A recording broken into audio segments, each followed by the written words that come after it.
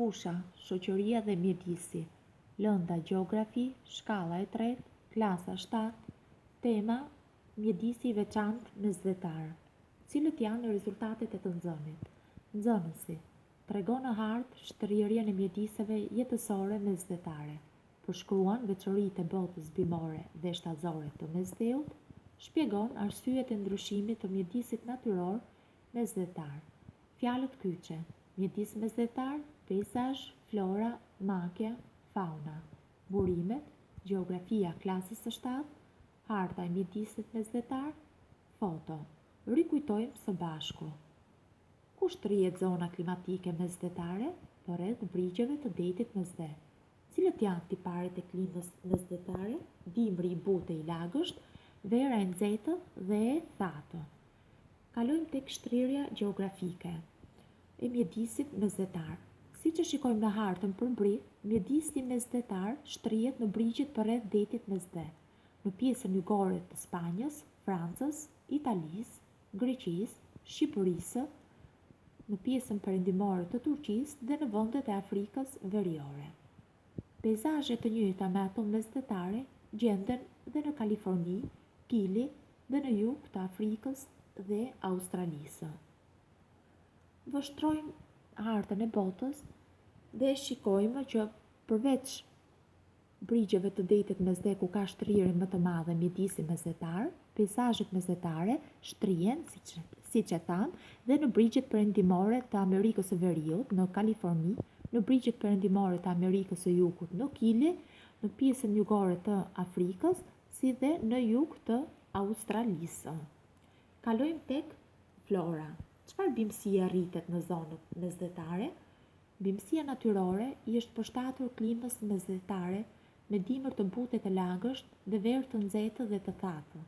Bimësia përbëhet nga makjet mesdhetare, shkure me gjelbërim të përhershëm, siç janë mareja, gjineshtra, shqopa, dëllinja e tjerë.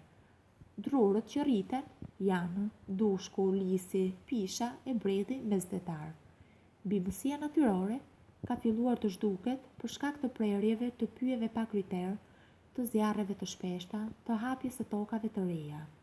Në pjesët më të ulta, bimësia natyrore ja ka lënë vendin asaj të kultivuar. Shikojmë disa foto të makjeve mesdhetare të maresë, shqopës, gjineshtrës, dëllinjës. Vazhdojmë me pishat mesdhetare, pamje. Kalojmë tek fauna, bota shtatzore. Mjediset jetësore mesdhetare dallohen për pasuritë e mëdha të botës shtatzore. Ndërto përmendim kafshë barngrënëse, si lepuri, urithi, deri i egër, kaprolli e tjerë, kafshë mishngrënëse, si dhelpra, ujku, çakalli, zogjë të ndryshëm si harabeli, leleku, mëllenja, pelikani kaçurrel, dallandyshja e tjerë, shumë kandra e zvaranikë, dhe përsa i përket botës ujore, përmendim njësër peshqish si sardelja, qefulli, levreku, krapi, trofta, korani, belushka e tjerë. Kemi disa foto të kafshëve të cilët rriten në mjediset mesdhetare: lepuri, kaprolli, dhelpra, ujku. Vazhdoj me foto të shpendëve si harabeli, dallandyshja, pelikani kaçurrel, leleku. Kalojmë tek shndërrimi i peizazheve. Pse dhe si është shndërruar mjedisi natyror? Mjedisi mesdhetar, për vetë kushtet e përshtatshme natyrore, po shndërrohet çdo ditë nga dora e njeriut.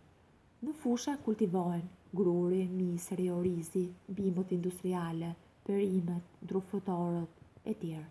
Zonat kodrinore zihen nga agrumet, vreshtat, ullintë. Vendet mesdhetare dallohen në botë për prodhimin e vajit të ullirit, në Greqi të verrave me cilësi të lartë, në Francë të kompostave të lëngjeve të frutave.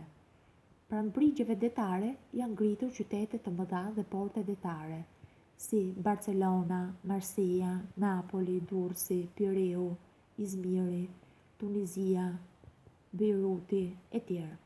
Pasuritë e shumta arkeologjike dhe kulturore të antikitetit, bukuritë e brigjeve detare dhe klima e ngrohtë i kanë bërë Mesdheun destinacionin më të preferuar nga turistët në botë.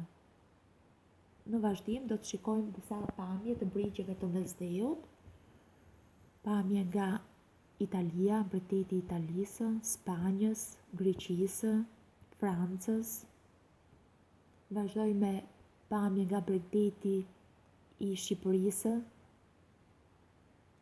Turqia, Aleksandria. Detyrë: përshkruaj veçoritë e botës bimore dhe shtazore të Mesdheut. Faleminderit, mësim të mbar.